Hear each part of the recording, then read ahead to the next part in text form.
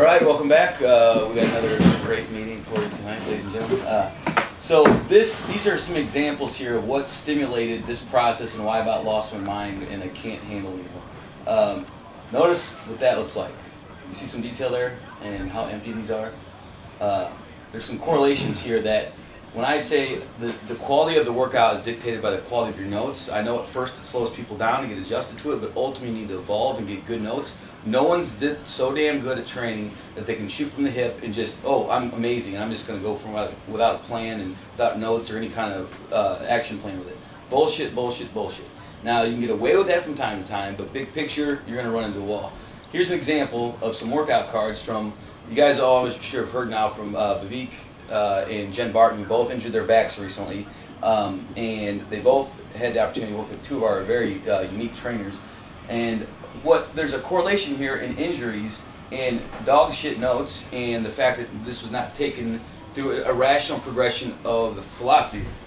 First, do no harm, workout density, progressive resistance, progressive exercise / movement. If you look very closely on these workout cards, you see errors and all that are jumping off the page.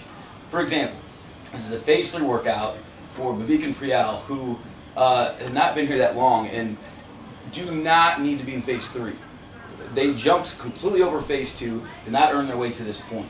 And they're doing shit like, so they never had a good exposure to basics like front pull downs, building some basic, vertical pulling strength. You know how hard it is to control these guys with their scapulas the way it is on something so controlled like that. Do you think pull-ups are going to be any easier? They need to earn that right to do a pull-up.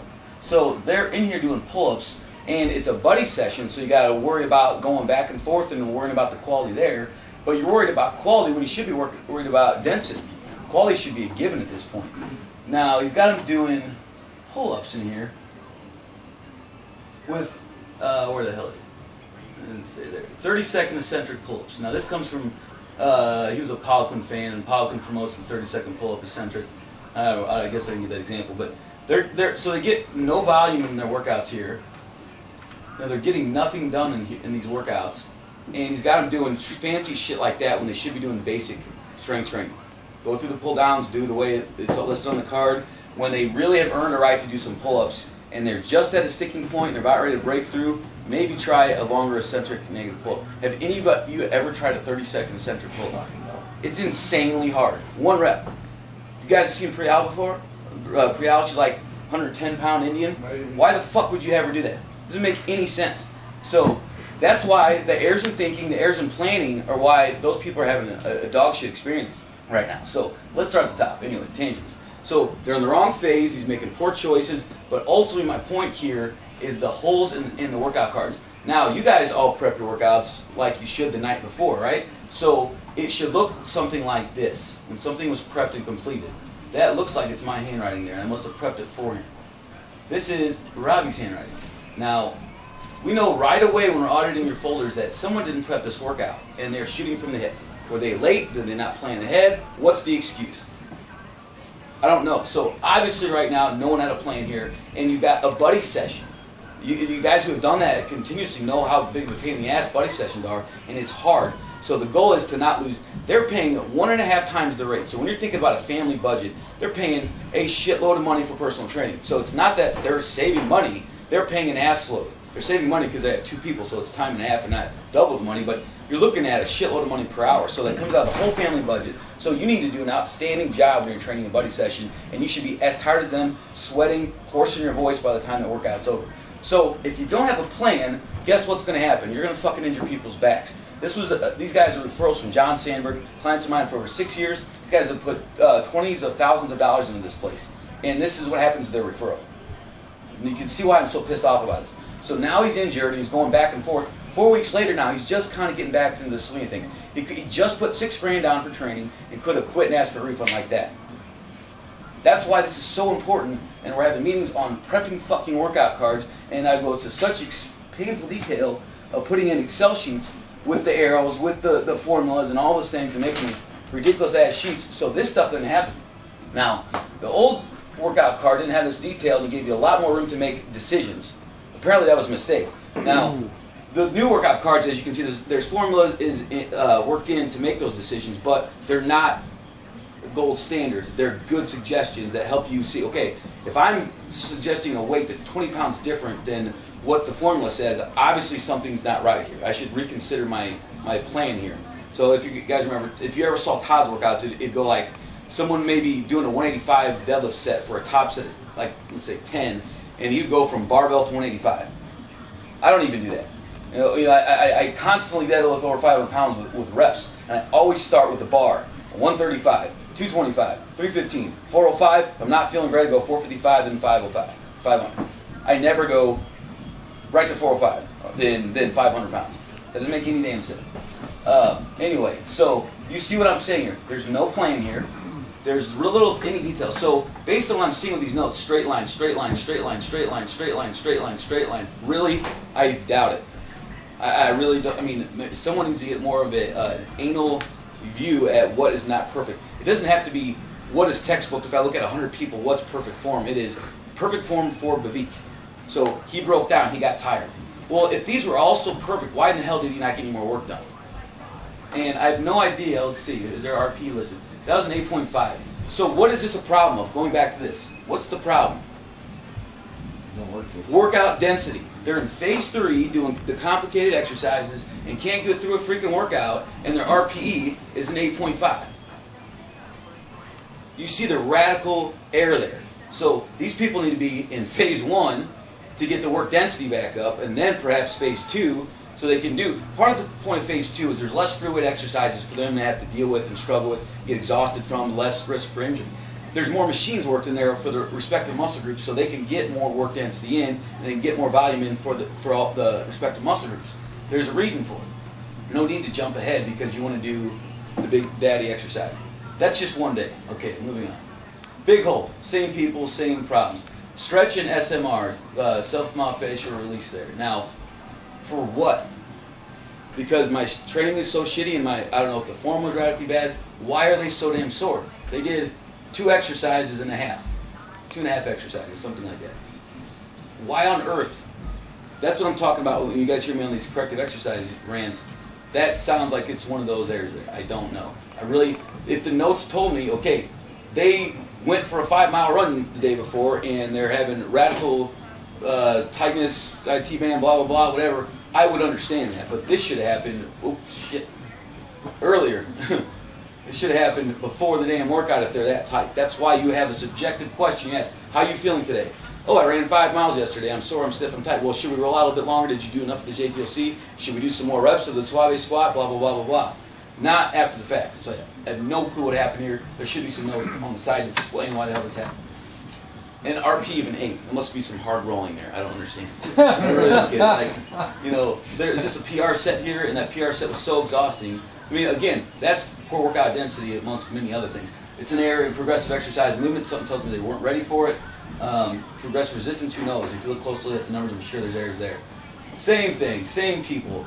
Okay, one workout I understand. Okay, when you have new people and you're trying to figure them out, that would happen in phase 1. When you're trying to figure out how you flow 2 people together and figure out how to work with each client. Not by phase 3. You should have this shit figured out by now. You got your ass kicked in that workout. Those people just paid what? How much does their session for? Oh, probably over $80 a session. For an hour. And you got 2 fucking exercises in.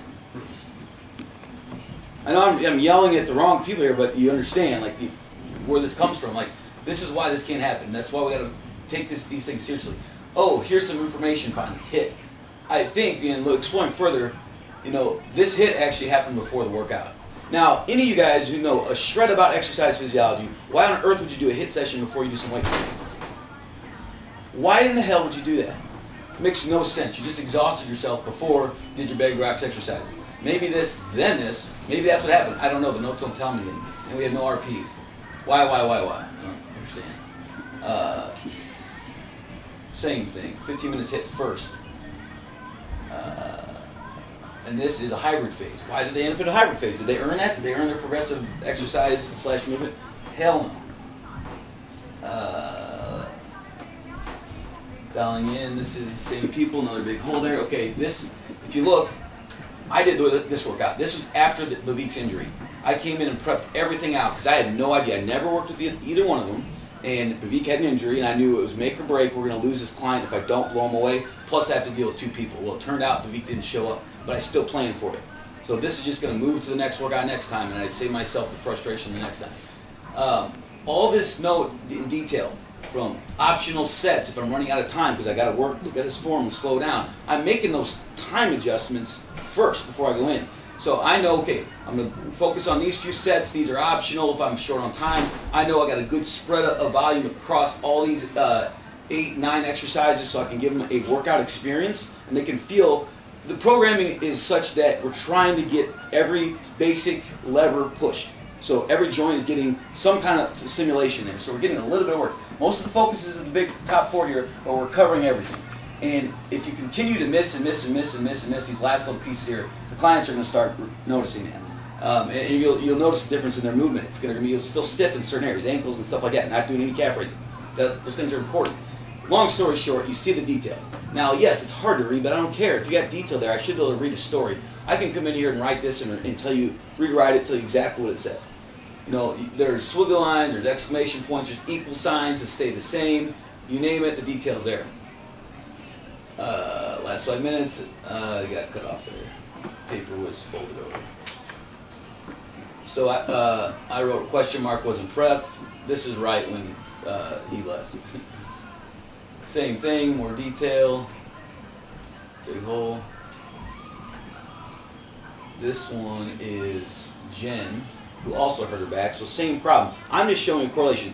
A, it's dog shit training. B, both of those trainers are not here anymore. C, both of those clients have injured backs.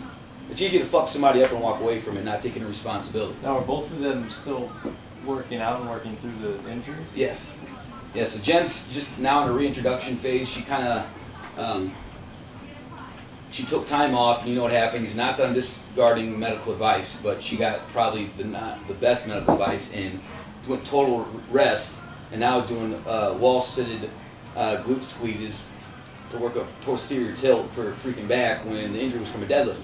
Doesn't make any sense. So now she's in there resting, her pain's gone away, and you know she was supposed to come tonight, canceled, and she got in late or something. But she's going to work it out. Now, Vivek, so far so good, was doing great, and then the first day on deadlifts, it was a matter that his motion sucks.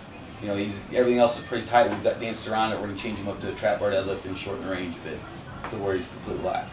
So they're going to make it out of this. Does that answer your question? Okay. Another big hole. This is Jen as well. So part of this, 2 different clients, both back injuries. And now I was wondering, maybe it's because it's Vivek and Priyal together, and it's just hard to train 2 people together, which I have a hard time accepting. But no, here's Jen Barton, same issue, another big hole in the workout. What's going on with this person? So the notes tell a story of many different stories. And you know, what's going on? Are we talking too much during the workout? Am I brain dumping on them when I don't need to be? How much information is relevant to get the damn job done? Like when you go watch me work with Tom, it is, what does Tom need to know to keep him safe and kill his set? Does he need all this technical jargon every freaking workout when I know he's going to forget by the next workout? He needs to know what he needs to know to get the job done so he can build work density. You look at any of his workouts, he got insane work density. Interesting correlation. This is actually Marshall, his work here. So interesting correlation. Most detailed notes and highest RP. So 9.5, nothing listed. 7.5, 7.5. That's not how a trend should go here, okay, first of all. Now, these were the most detailed pre-prep notes that I saw him do, and there was a correlation there of the highest RP. So he had a better plan, ended up with a better result, okay? And then all of a sudden he fell apart. He was probably pissed off that I actually tried to help him become better and said something. Who the fuck? Fragile fucking egos. We're on a record for the F-bomb tonight. All right, so let's go lights on. Lights on, we're going to go to explanation of the sheet. You guys understand where I'm coming from on that? Yep. You dig? All right, so did you guys read through this? Yes. All right, I'm going to run through this and not start spending too much time on it because I'd rather spend some functional time working on using the sheet. But it's not as scary as it looks. It's designed to make all those errors go away. You got to really mess up to fuck this up. So we're going to start on the top. You got one, Sean? 2 printing errors off. Yeah. You guys got copies of these? We're going to stop. start with the top left box here. See Mitch just here? Did you get a shot of this? Yep. On the camera. We're going to start with that left box and go side to side all the way down. So try to follow the arrows if you can. But let me know if you're not there. So this is insane, but I couldn't think of any other good way to do this. So that's why we'll talk about it. All right, so top left box. So first. Okay, just go through. Okay, notice that this is listed as 100%. The number you typed into the calculator is based off of this number. So that's probably where the most confusion of this is all going to come from at first.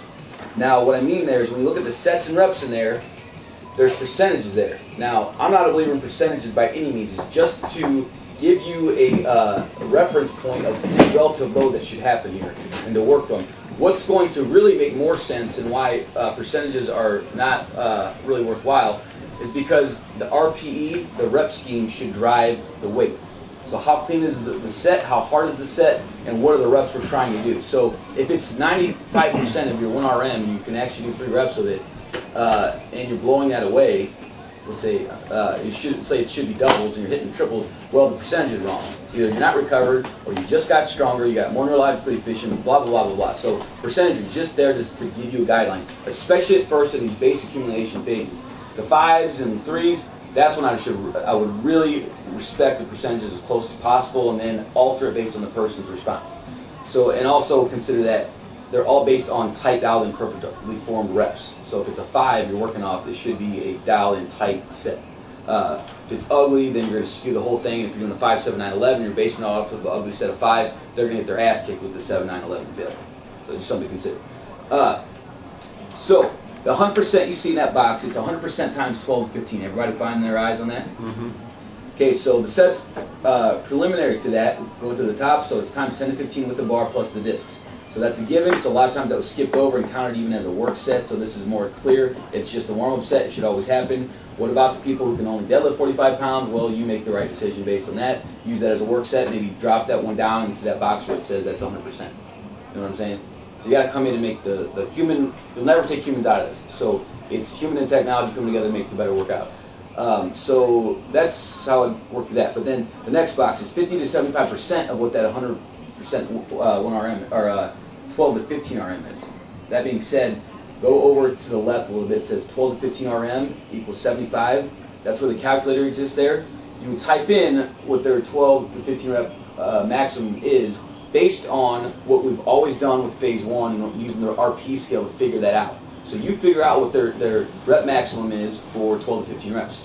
That's dialed in at a 7 and still clean. That will then dictate the rest of those numbers. So this is what's always been on the back of the clipboard, but now it's formulated into the workout card. So let's say you determine that in phase 1 that's for, well, you don't know because you're extrapolating over, but you guesstimated that 75 pounds is a safe 12 to 15 rep RM. Then that number is the same as the 100% there, so all the numbers are based off that. So the next cell would be 110 to 115% for 10 to 12. I chose the higher end percentages of these for the purposes of these calculations, just so you know. You can change this up. So 115% for 10 to 12 reps would come to 88 pounds. Round up or down based on what you think makes the most sense. Then the next cell is 130% for 8 to failure. It goes to 98 pounds. Then 110 to 145% for 6 to failure. Then 85% times 15 failure at 64 pounds. So basically you're going to round those up or down based on the person, but again, use the RP, what their form is. All those human-based notes still are going to rule the world on this. So you may get to the point where that 12 to 15 RM is just so exhausting for them and their work density sucks so bad that that debunks all the percentages. So you do what makes sense. So you guys with me on that? Mm-hmm. Now we're going to go through how to use the calculator next after we talk about this and really clear that up. That's what you need to know the most about. Okay, next, CS. So we're in that second box. CS stands for corrective stretch. This may also be a place to write notes for other corrective work that should occur during the workout. For example, bat wings, A's, I's, T's, etc. So think of activation-based work or corrective strengthening-based stuff that could also go there. But I don't like to turn this into necessarily, let's do some barbell bench presses and let's get on the ground and do whatever, A's, I's, and T's necessarily. They make sense for the purpose. So for example, if I do a dumbbell bench press, I can flip them over real quick and hit bat wings and not kill too much time. That's that postural kind of motion on the bench where you're prone and you're squeezing your arms into a postural. So it's a corrective rebalancing thing that you're getting a one-to-one volume there, but you're also able to flip them around. When they do their bench press, they're not so far forward. They just activate the dismotion. We'll go into that in detail. But so think of what may fit there. This is mostly for the purpose of stretching. The stretches that are listed in faint ink are not mandatory. Do not get carried away with these stretches. Have a purpose. Have a way to measure and evaluate this. Is it fixing what you intended it to do? So is it improving their posture? Is it taking away the shoulder pain? That's where this should be used as a tool. The stretch shows, but simple, quick selections that are commonly used to make correction for given imbalances or pains associated with the movements. Use it as necessary for each situation. Be sure to make a note for when you use them. So they're there as simple suggestions. This will evolve over time, but I threw this in on the quick side, but it's a lot of stuff I would commonly throw at certain points in the workout to make things work. So if someone was experiencing shoulder pain on a dumbbell shoulder press, I may just test it out and say, let's try the doorway 1 and 2 right and left arm stretches, see how it feels. And they just happen to have some forwardly rotated shoulders. So I'm trying to chronically change that position with the movement. Hey, it feels better, blah, blah, blah. So like, for example, Tom, we ran that in. His shoulder pain is entirely gone based on working that protocol in we did it for a couple months. And then I do it just kind of as a preliminary thing early on in the workout, and then we don't have to use very much volume at all. And I use it as needed only. Otherwise, we don't need to waste the time.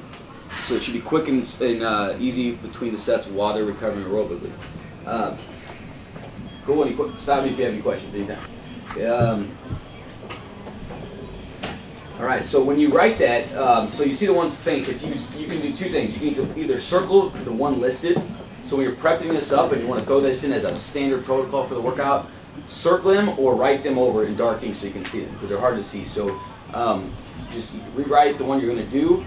Or circle. If you see a prep workout and you're covering for someone, you see it circled, that means I need to do that stretch after every superset. So I would do barbell deadlift, barbell bench press, and then let's say the doorway 1 and 2 right and left is all circled for after bench press.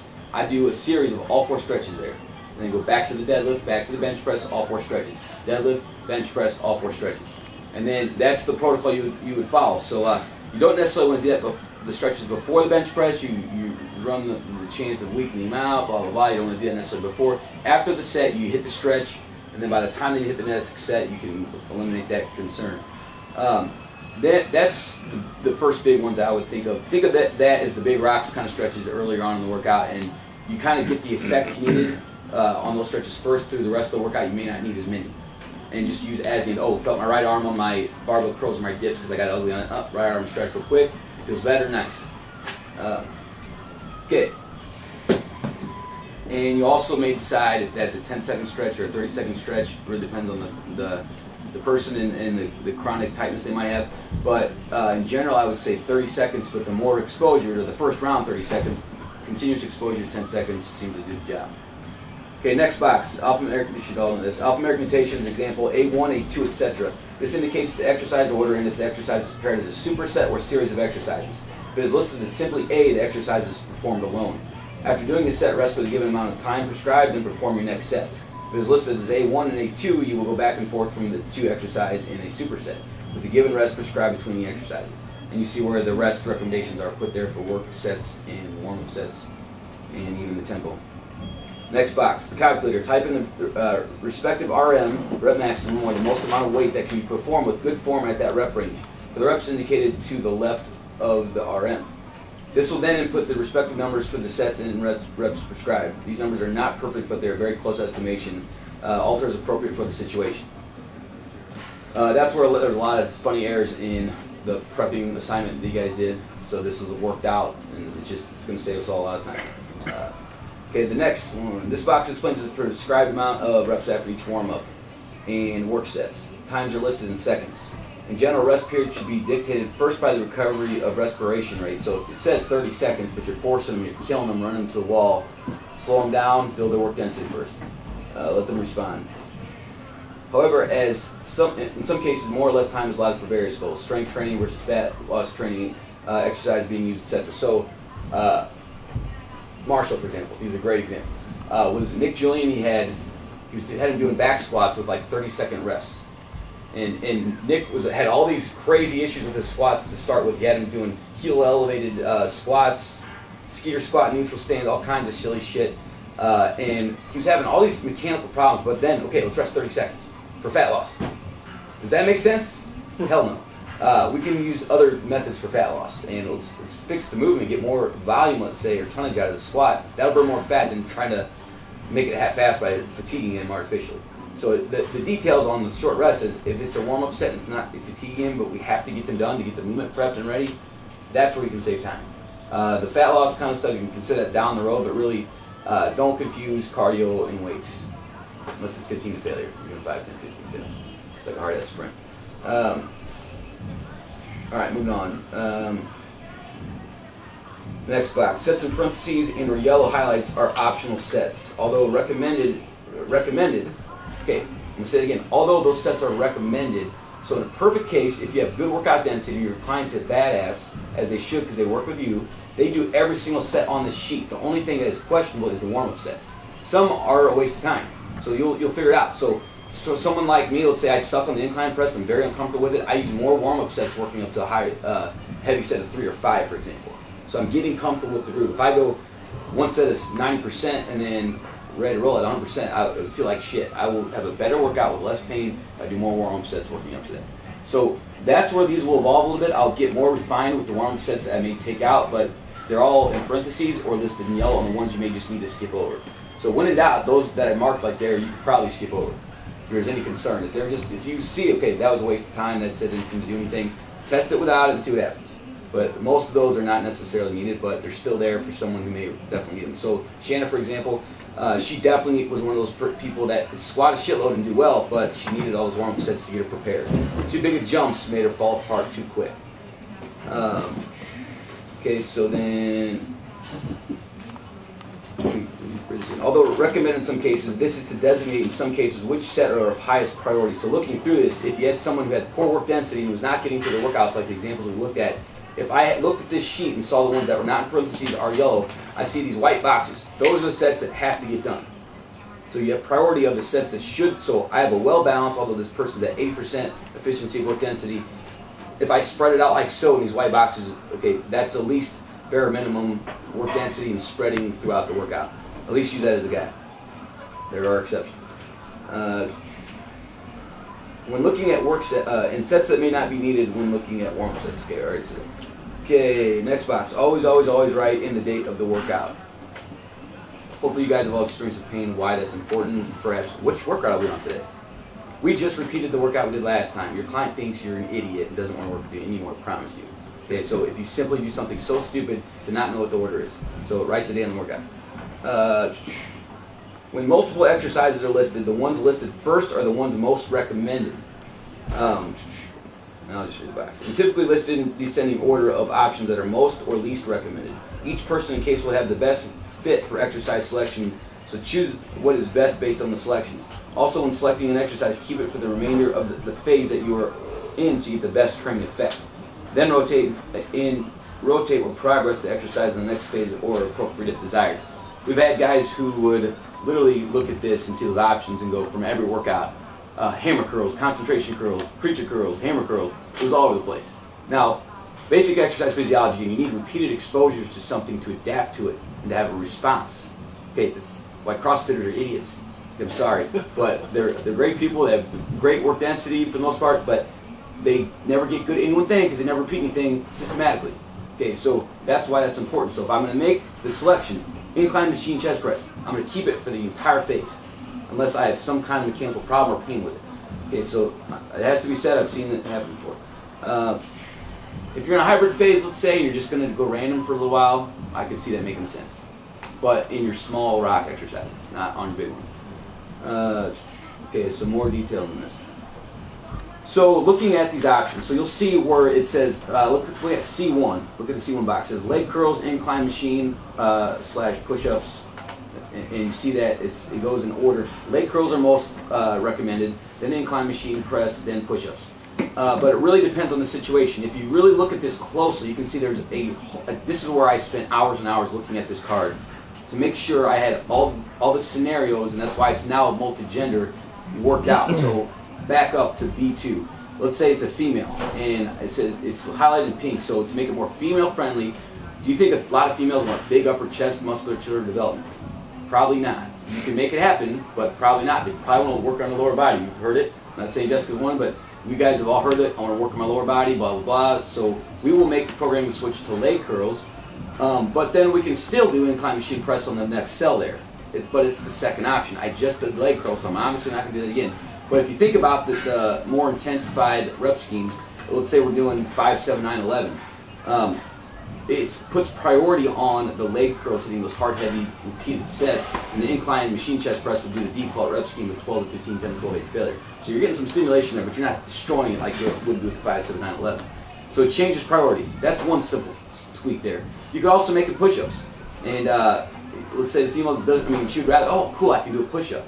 That's something they get excited about versus incline press is a big deal. I want to do push-ups. That's something I like to do, so I would maybe make that choice. And then so on that affect your selections for the rest of the workout. Now, let's say it is a male who wants upper pec development. You'll see this, I think, on this day. But you go incline machine chest press, and he has general good flexibility, not worried about his hamstrings too much. He just really wants pec development. That was in his assessment form. He wanted a bigger chest. Fine, screw it. Although he may not have the best posture in the world, we're here to please. So he did incline machine chest press already. So can't do it again. We already decided leg curls don't make sense. Let's go push-ups. Then pull downs. Then hyperextensions. Tangent. Hyperextensions are now in every workout A and C from phase 2 and beyond, mandatory.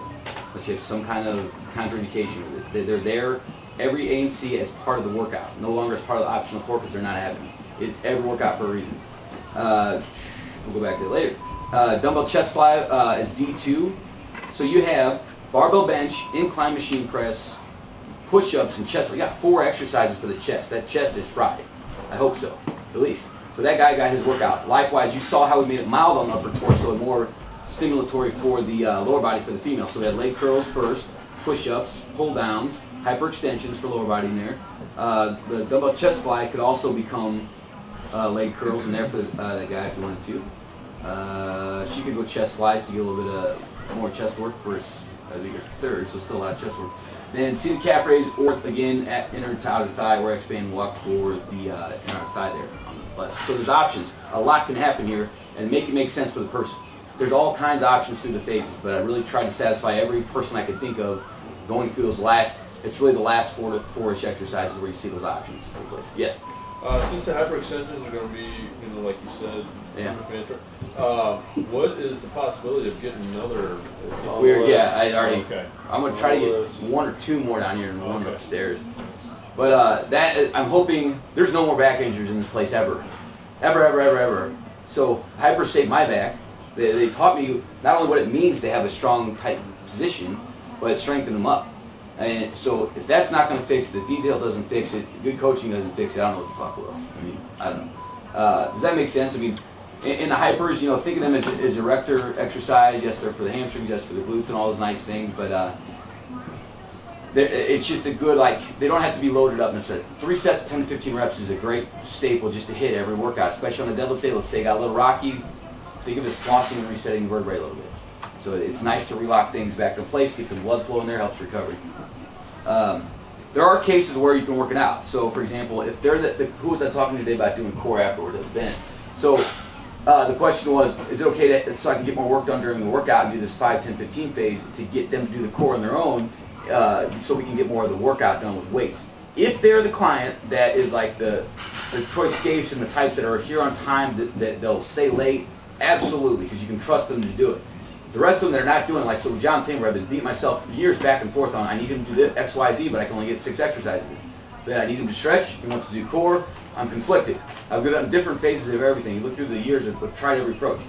But he won't stay and do the core on his own. So I finally said, he doesn't need a freaking 6-pack, so if we get a chance to do it, fine. Just to keep him satisfied, he likes to read Men's Health and always come with some fun facts on different silly shit. I throw it in there just so he's happy. Although it's not exactly parallel with his goals that I know need to be. So remember with the corrective stuff, it's not what I want. Ultimately, I need to keep him safe, it's what he wants. You know what I'm saying? There's a distinction. Okay, so you have options there. When it's straight lines, it's kind of either or, and I'm not in love with any one option. When you see the arrow pointing in different directions, that's either a progression or a regression. So looking at the push-ups there, it's supposed to say, let's find any cell where it says push-up. D2, you can see most of them. Wall, bench, bands, knees, toe. Our push-ups widespread are pretty disgusting. I'm seeing a lot of just elbow bends. So the goal here is to get chest to ground or chest to surface, whatever the hell that means. It's not a very far range, for God's sake. It's not far. But if we're going too hard and heavy too soon, so if you go wall, I think we could all in here find a wall and put your chest on the wall and push yourself away. So that's the most basic regression. Then going to the bench, that's at a graduated level. You can use the Smith machine bar to graduate levels. You can use the barbell and the racks to graduate levels up and down towards flat to the ground. But then once that is working out, then to the knees or toes. So for example, looking at the rep scheme says 12 to 15 reps. So what can I do? Chest to ground, clean reps, 12 to 15. Okay, maybe it's the bench.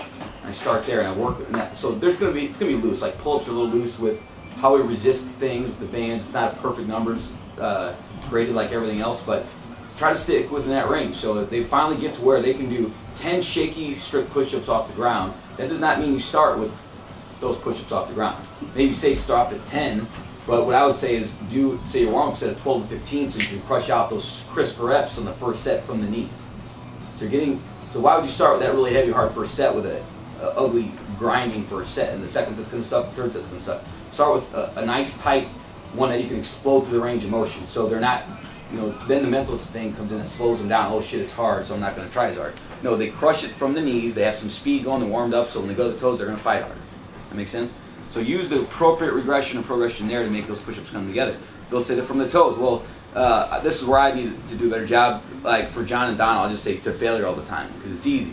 Well, and depending on where they're at, it makes sense and they feel it burn, so it works. No harm done. At least they're doing chest to ground for the most part. But I would say John starting at 25 pounds on his back, 12 to 15 reps would make more sense for he does like 50 plus push-up. So that's how I fix that scenario. And then maybe put a 25 pound on. One thing I've been liking lately is when their hips sink like John would or Tom would, I'll put, if I want to load up 50 pounds, I'll put 25 at his shoulders and 25 at his hips so he can feel that hip sag and work on keeping his hips up a little better. And I've noticed the guys with the best posture, I don't have to work at balancing it. So where I may have to hold it for time where he's sliding around, Dr. Suggs, I believe it is, can do it perfectly with balanced both weights. They don't budge. The guy's got phenomenal posture. He also deadlifts double body with age 80. So there's correlations there. All right, so moving on.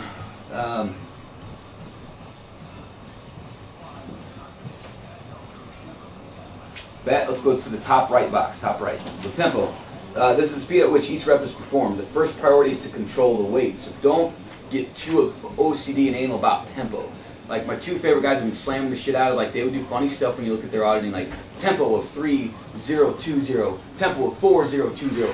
What's the fucking big idea of 1 second? What's so important about that 1 second? Control the weight. Worry about all the other details and not, you lower that in 3 seconds and not 4. Control the weight. You know what I'm saying? Like basic important stuff, not 1 second. There's a difference in 4 seconds and 8 seconds, absolutely. But 1 second, get over it. The first number, sorry. However, more specifically, there are descriptions of time in seconds for each phase of the lift, listed as number. The first number is the negative centric lowering portion of the lift. For example, lowering the bar to your chest in the bench press. The second is a mid-range portion of the lift, the point at which the bar is momentarily at your chest for a bench press. The third is the concentric positive lifting phase of the rep. Example, pressing the bar off your chest in a bench press. And the fourth number is the lockout or finish portion. Example, top of the bench press or bottom of a push down. Also think about how a lot of these are inverse kind of, if it's a push or pull, it can get confusing. Next, but actually let's look at that real quick. So look at that box there, rest. Warm up 30 to 60 seconds, work set 60 to 180 seconds. Yes, if they're doing heavy fives and they need 3 minutes, go for it. But that's why we all have stopwatches. You guys are all free to take a stopwatch in there and stick them to this. And once I saw the benefit of this, I've not stopped using a stopwatch in all my workouts. Unless they're just on fire that day and I don't need to get on their ass about moving, it's kept us all honest and kept us getting more work density done. So, okay, hit those stopwatches, especially if you're the type that likes to talk too much. So, hit the stopwatch, get it going. And like someone like Thea, I think what Brandon was having issues with, it's those people that like to go too slow. Hey, you have your appropriate amount of rest, you can breathe okay. Stopwatch says it's time to go. So you don't look like a dick necessarily. You have a plan, you're just trying to stick to it. Then tempo 4-0-2-0. Look at those. Although it's small and it's easy to overlook a lot of stuff, the detail is there. I've hammered out, there's all kinds of errors in the old workout cards. I understand. I did it very quick. I've been trying to grow a business. This is almost perfect. 99% perfect. So look at the detail. The next box. The symbols in this box are to keep things uniform, and there's a lot going on here, so follow me. The symbols in this box are to keep things uniform and clear so that we can read a story about the workout and gather extreme detail about the sets, reps, and workout phases as a whole. Think about any of you getting a surgery right now on anything. You just expect that doctor knows what the hell he's doing. Okay, now Sean gave a great example one time about how they use systems in BJC on how to do an operation exactly the same every single time. And that's how it's done. That's how flights are taken. You name it, you want people to do that. You expect that. Now, there's the errors that we make is like, think of the example, the right kidney was removed instead of the left kidney type stuff. Think of that. Also think of this shit like, you know, not even getting like 2 exercises done. If you got a massage and they only did your arms, they didn't touch anything else, would you not be disappointed? You know, and this shit's more expensive than massaging. So that's why these notes are important. So the extreme detail. Many scientific decisions and educated guesses on training can be made based on the quality of these notes. In conjunction with the notes, abbreviations, shorthand, in the big box below, the faded prompts in the box. Okay, now you see the big box below here. This used to be on the back of the clipboards, and no one ever uses those. So there's so much more detail that could be gotten from the note taking. Some of you guys are really good, but some of you are stuck with just straight line or squiggly line. There's a lot more there. Some of you are not even at that point. So please, please, please, that's where the really good progress gets done. So in the box where you have the faded out marks there. So the quotes is to put the RP for the set if and when necessary. No, you don't have to do it every single time. Once you're dialed in with the client and you know them, I expect that you have them dialed in, and that work set of 8 to failure was an 8 or 9. Could be a 10, but that's a case where if I saw it was a 10, I may write 10 there. This was hard. I would want to know next time when I prep up the next workout, I don't need to go up. Although they got 8 reps and it was solid, it was a freaking 10. I'm repeating that. I want next time for it to be a 9 because it'll be easier. You know, so that's when you may reassess and ask them. Maybe their pain tolerance just went up. So I randomly ask them that. The up and down arrows are equal sign to indicate if you recommend or plan to go up or down in weight or stay the same next time. I don't know why on earth you would use the shit out of that. You know, really, like, to make your job easier. When you go and prep, sometimes you got to think, but a lot of times it's just real quick going through. If you at least don't write the number to this right, which takes more time, you at least you can circle, you can mark, or you can draw over the top of those symbols. So I could circle, but that'll probably get too messy and confusing. So if I write a big circle and make happen to cross both arrows, I don't know which one it is. You can literally draw over the top of that arrow. That's why they're faint. With your down arrow next to it is a quick note, and you know quickly next time you prep. Oh yeah, I need to go down. Follow? Or equal sign, whatever it might be. So they're all there, but it's to prompt and remind you. Don't make these look like background noise. I swear to God, if they become that, I'll start putting them in pink, yellow, purple, blue, whatever I need to get your attention on. So if I don't see the detail there, so you know, warm-up sets, you shouldn't have to change. It's the heavy, hard dialed work sets where I should expect to see a straight line, a squiggly line, up arrow, down arrow, equal sign. Tell me what the hell's going on.